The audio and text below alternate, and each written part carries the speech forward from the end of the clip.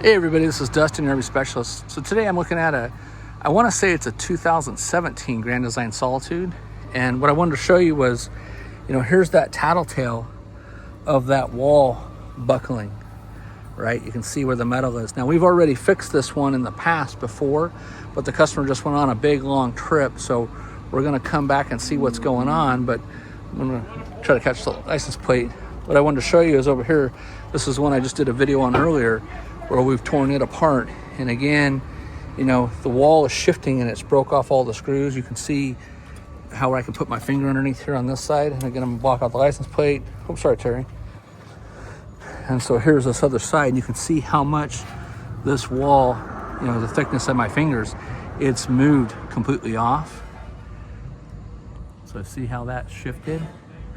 So if the whole ass end of this guy is basically walking back and forth, which causes damage to the metal. And then this one over here that's worse. You can see how bad that one is. So anyways, stay tuned for more. Like I said, we've probably fixed at least 25 of these or so now.